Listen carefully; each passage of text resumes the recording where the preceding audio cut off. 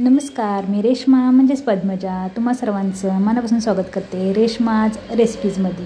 आज मी तुमच्याबरोबर शेअर करत आहे माझ्या आईनं बनवलेली दोन एकदम चटपटीत आणि इन्स्टंट लोणची। तर खूप छान बनतात ही आणि टेस्टला पण खूप छान लागतात आणि अतिशय वेगळी अशी ही लोणची आहे।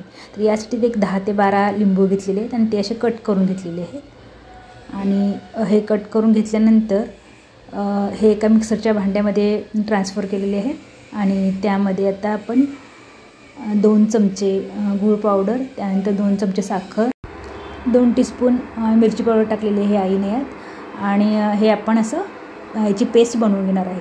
आता हे जे लिंबू आहेत ते बॅच वाईज मिक्सरमध्ये जेवढे बसतात तेवढे तुम्ही ॲडजस्ट करून हे अशी पेस्ट बनवून घ्यायची आणि प्रत्येक वेळेस तुमच्या आवडीनुसार तुमच्या चवीनुसार साखर, लाल तिखट, मीठ आणि गूळ पावडर यात घालून तुम्ही हे वाटून घ्यायचं आहे। असं हे छान असं वाटून घेतलेलं आहे आणि ही पेस्ट जी आहे ती एका बाउलमध्ये ट्रान्सफर करून घेऊयात आपण। आणि असं हे आपलं अतिशय छान असं आंबट गोड तिखट चवीचं इन्स्टंट लिंबू लोणचं तयार झालं। आता इथे दुसरं लोणचं बनवण्यासाठी इथे आईने 6 लिंबू घेतलेले आहेत आणि ते पण असे कट करून घेतले आहेत आणि त्यानंतर एक 10 ते 12 म्हणजे 100 ग्रॅम अशा हिरव्या मिरच्या घेतलेल्या ज्या कमी तिखट आहेत त्या धुवून स्वच्छ पुसून घेतलेले आणि देठ काढून त्याचे असे तुकडे करून घेतलेले आहेत। लिंबू पण असे कट करून घेतले आहेत। त्यानंतर हे लिंबू आणि ही जी मिरची आहे ही एका मिक्सिंग बाउलमध्ये अशी ट्रान्सफर करून घेतलेली आहे।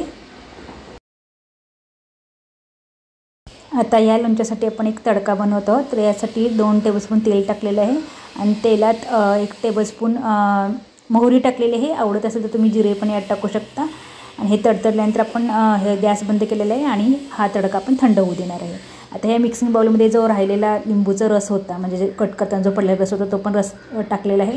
त्यानंतर यात 1/4 टीस्पून हळद टाकलेली आहे। चवीनुसार यात आपण मीठ टाकणार आहोत। त्यानंतर 1/4 टीस्पून यात साखर टाकणार आहे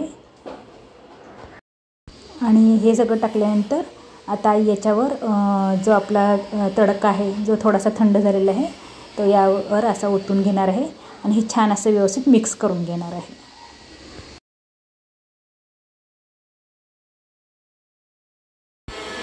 छान असं मिक्स झाल्यानंतर हे आपण एका बाउलमध्ये एका डब्यात असं काढून घेणार आहोत आणि हे लोणचं तुम्ही 1 दिवसानंतर किंवा 2 दिवसानंतर खाल्लं तर अतिशय छान मुरतं आणि छान लागतं। पण जर तुम्हाला लगेच खायचं असेल तर तुम्ही 1-2 तासानंतर जरी हे लोणचं खाल्लं तरी पण चालू शकतं। अशी दोन्ही लोणची एकदम झटपट आणि चटपटीत अशी आहेत।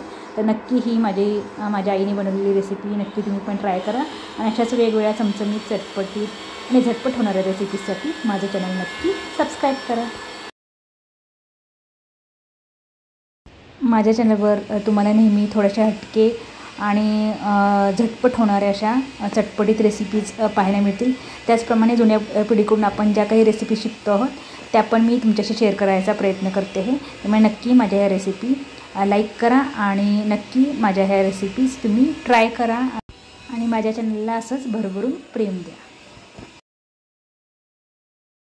चला तर मग परत पुन्हा भेटूयात अशाच एका मस्त मजेदार चमचमीत आणि चटपटीत रेसिपीसोबत। तोपर्यंत तुम्ही पण असंच नवनवीन पदार्थ बनवा, स्वतः खा, घरच्यांना खाऊ घाला आणि त्यासाठी माझा चॅनल बघत राहा।